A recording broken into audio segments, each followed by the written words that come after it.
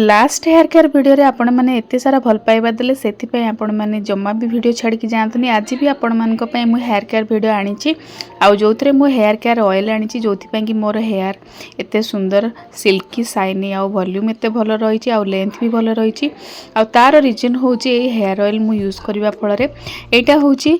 खदी natural रो castor oil आउ एई hair oil टाकू मु बहुत सारा हेयर ऑयल यूज कला परे मु एई हेयर ऑयल टा यूज कली आउ ता सहित हेनारो रोजमेरी एटा होची हेयर ऑयल एटा 3-4टा बोतल सरचा और एटा लास्ट बोतल एबे मु देखुची जोटा आपन को आउ काहे कि ना एई जो रोजमेरी हेनारो हेयर ऑयल टा एटा होची खदी नेचुरल रो आउ एटा खदी साइट रू मु मगेइथिली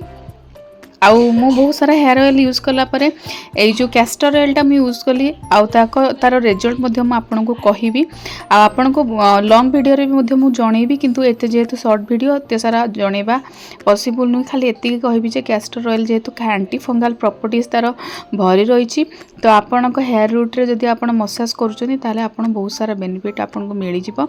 आउ मु कहिबी मु हेयर ऑयल टा केमती यूज करे जेहेतु एटा बहुत थिक ऑयल टा एटारे